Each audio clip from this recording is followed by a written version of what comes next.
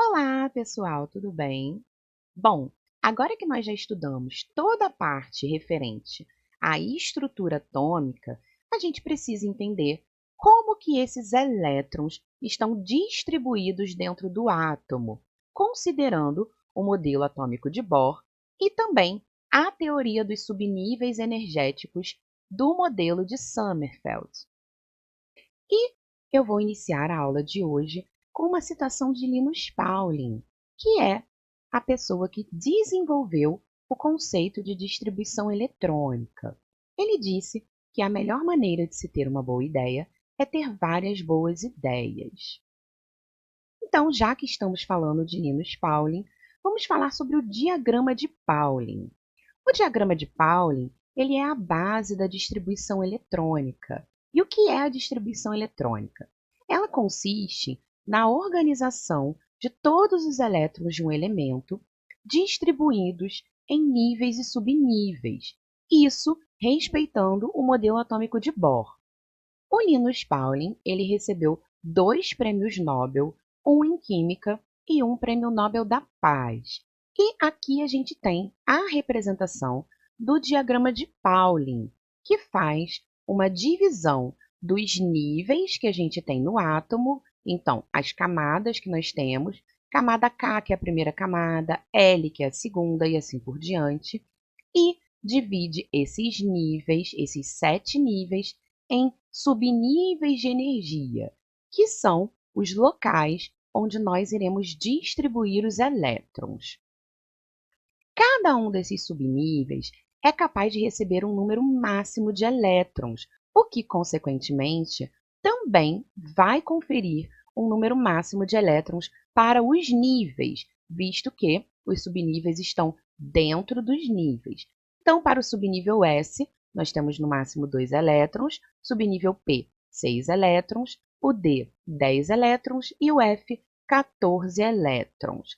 Então, se a gente somar todos os subníveis que nós temos em cada nível, o primeiro nível, que é a camada K, suportaria 2 elétrons, o segundo nível, que é a camada L, 8 elétrons, o terceiro nível, camada M, 18 elétrons, quarto nível, 32, quinto, 32, o sexto nível, 18 e o sétimo nível, 8 elétrons. Por que isso? Porque dentro de cada um dos níveis, nós temos os seus respectivos subníveis. Então, por exemplo, no nível 3, que é a camada M, nós temos a possibilidade dos subníveis 3s, 3p e 3d. E se a gente somar 2 elétrons do S com mais 6 do P e mais 10 do D, a gente tem um total de 18 elétrons. Então, cada um dos níveis também vai ter o seu número máximo de elétrons de acordo com os seus subníveis. E como a gente faz a leitura do diagrama de Pauling? A leitura, ela sempre ocorre no sentido das setas, iniciando no final da seta e indo em direção à sua ponta. E você só vai partir para a próxima seta quando a anterior estiver terminada.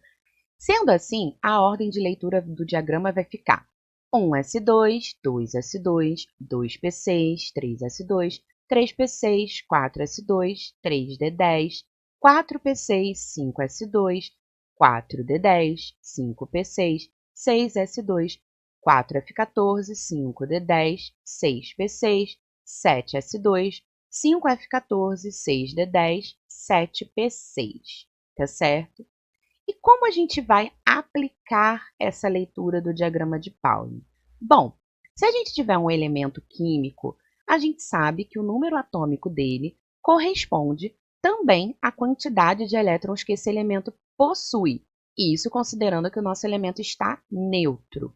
Então, por exemplo, o oxigênio, de número atômico 8, a sua distribuição eletrônica vai ficar 1s2, 2s2, 2p4. Por quê? Eu preciso distribuir os 8 elétrons do oxigênio nos subníveis, mas eu preciso respeitar o máximo de elétrons que cabe em cada subnível. Então, eu começo seguindo a ordem de leitura do diagrama de Pauling, colocando a quantidade de elétrons até somar o número 8. Por isso, 1s2, 2s2, 2p4. Outro exemplo, o sódio. Eu preciso de 11 elétrons. Então, 1s2, 2s2, 2p6, 3s1. Então, eu estou somando 2 mais 2 mais 6 mais 1, que vai dar 11. E aqui o ferro, 26, 1s2, 2s2, 2p6, 3s2, 3p6, 4s2, 3d6. Então, eu coloco o máximo de elétrons que cabe em cada subnível, mas sempre fazendo a conta. E se eu estiver próximo do meu valor, eu vou colocar somente o que falta para chegar naquele valor. Por isso que aqui, por exemplo, eu não escrevi 3d10, porque se eu escrevesse 3d10, eu iria somar 30 elétrons, e eu preciso de 26 para o ferro. Então, aqui mais um exemplo, o escândio de número atômico 21. A distribuição eletrônica dele vai ficar 1s2, 2s2, 2p6, 3s2, 3p6, 4s2, 3d1. Mas a gente pode tirar algumas informações importantes aqui dessa distribuição eletrônica. Primeiro, o 4s2 é o que a gente chama de camada de valência ou última camada. Por que o 4s2 é a camada de valência? Porque as camadas, ou seja, os níveis eletrônicos, eles são numerados de 1 até 7. Quando eu faço a distribuição eletrônica em subníveis, o maior número que eu tenho na frente da letra é o meu último nível, a minha última camada ou camada de valência. Então, o 4 é o maior valor que eu tenho na frente das letras que indicam os subníveis, então é a minha camada de valência. Já o 3D1, que é a última coisa que eu estou escrevendo na distribuição eletrônica, é o que a gente chama de subnível mais energético. Se a gente for fazer a distribuição eletrônica em níveis de energia, o que a gente tem que fazer? A gente tem que agrupar todos os elétrons que estão em cada nível. Então, nível 1, eu tenho 2 elétrons, então K igual a 2. Nível 2, eu tenho 2 elétrons aqui, mais 6 aqui. Então, tenho um total de 8 elétrons, L igual a 8. Nível 3, eu tenho 2 elétrons aqui, 6 aqui e mais 1 aqui. Então, eu tenho um total de 9 elétrons na camada M. E na camada N, que é a quarta camada, eu tenho somente o 4s2, então 2 elétrons. Então, para fazer a distribuição eletrônica em níveis, eu tenho que agrupar todos os subníveis que fazem parte do mesmo nível e somar os seus elétrons. Mais um exemplo aqui, o rubídio, número atômico 37. A distribuição eletrônica dele vai ficar 1s2, 2s2, 2p6, 3s2, 3p6, 4s2, 3d10, 4p6, 5s1. O que acontece aqui no rubídio? No rubídio, a minha camada de valência é o 5s1. Por quê? Porque o número 5 é o maior valor que eu tenho na frente das letras. Então, neste caso, a minha camada de valência é o 5s1, que também é o subnível mais energético. Então, a camada de valência e o subnível mais energético podem coincidir ou não. Fazendo aqui a distribuição em níveis, eu tenho primeiro nível, camada K, 2 elétrons. Segundo nível, camada L, 2 mais 6, 8 elétrons. Terceiro nível, camada M, 2 mais 6 mais 10, então 18 elétrons. Quarto nível, camada N, 2 mais 6, 8 elétrons. E no quinto nível, que é a camada O, eu tenho somente 1 elétron. Lembrando que o subnível mais energético, ele é o mais afastado do núcleo, portanto, é sempre o último que eu escrevo na distribuição eletrônica, independente do número que eu tenho na frente das letras. Já a camada de valência é o maior nível energético que eu tenho, então eu tenho que procurar o maior número que eu escrevo na frente das letras indicando os subníveis. Essa vai ser a minha camada de valência, tá certo? Bom, a gente falou sobre a distribuição eletrônica nos átomos, mas como que fica a distribuição eletrônica de um íon, por exemplo? Começando pelos ânions, que são aqueles átomos que ganharam elétrons e, portanto, ficaram com carga negativa. Então, vamos aqui olhar o exemplo do oxigênio. O oxigênio tem número atômico 8, então a sua distribuição eletrônica vai ser 1s2, 2s2, 2p4.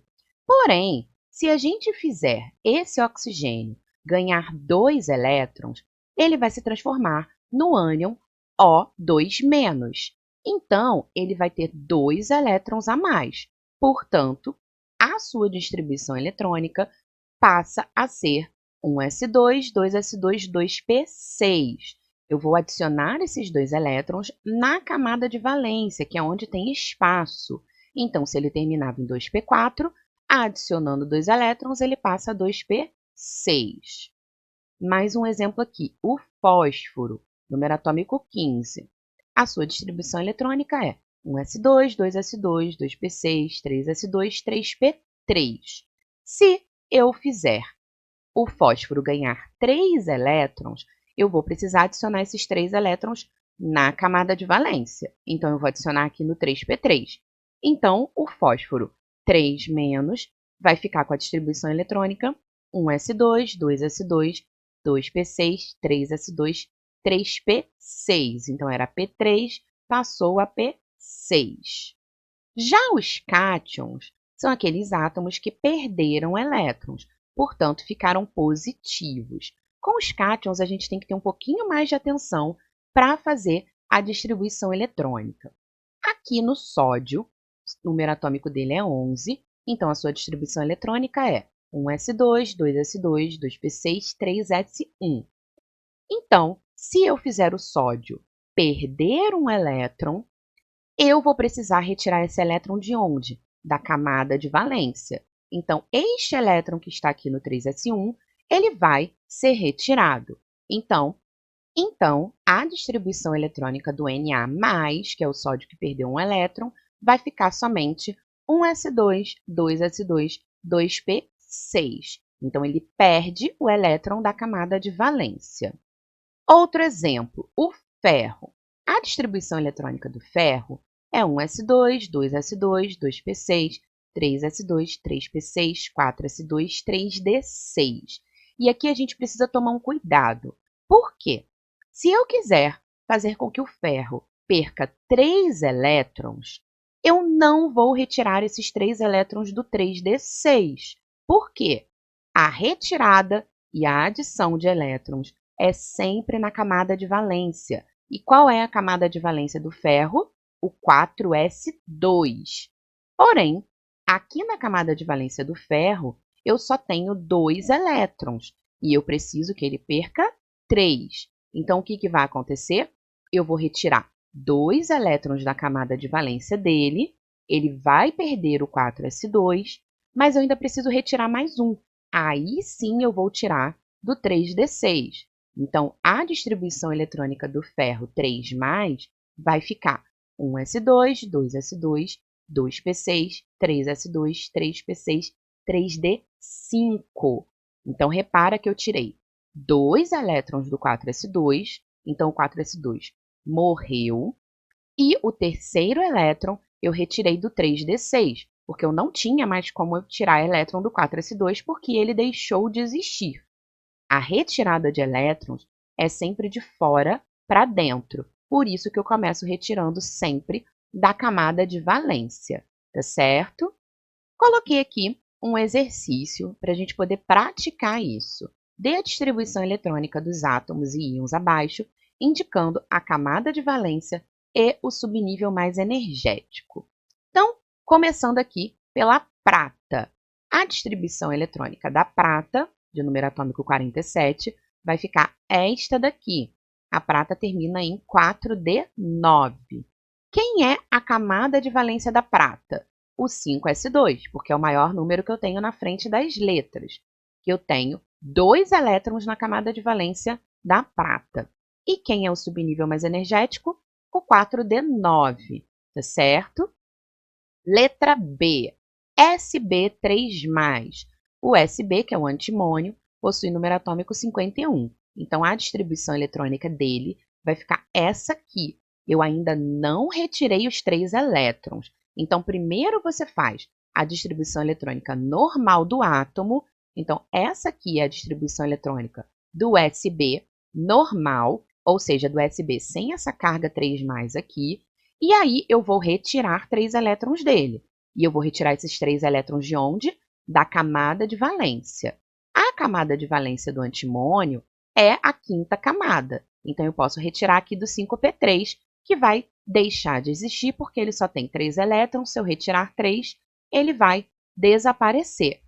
Quem passa a ser agora a camada de valência do Sb3+, o 5s2, que possui 2 elétrons. E o subnível mais energético dele agora é o 4d10, tá certo? Então, toda vez que eu estiver fazendo a distribuição eletrônica de um cátion ou de um ânion, primeiro eu faço dele normal, para depois eu ver onde eu vou retirar ou adicionar, tá certo? Letra C, S2-, que é o enxofre. Aqui eu fiz a mesma coisa. Primeiro eu fiz a distribuição eletrônica do S normal, que ele vai terminar em 3p4. O S2-, eu preciso adicionar 2 elétrons. Então, ele sai de P4 para P6. Quem é a camada de valência do S2-? É o 3s2 juntamente com o 3p6. Ou seja, eu tenho 8 elétrons na camada de valência. E por que eu peguei os 2? Porque a camada de valência é a camada inteira. Então, se eu tenho 2 subníveis com aquele valor maior do número na frente da letra, eu tenho que fazer o somatório dos 2 para contar como camada de valência. E o subnível mais energético? O subnível mais energético é sempre 1. Então, é sempre o último, que no caso aqui é o 3p6. Bom, gente, essa foi a nossa aula de hoje. Espero que vocês tenham entendido e até a próxima!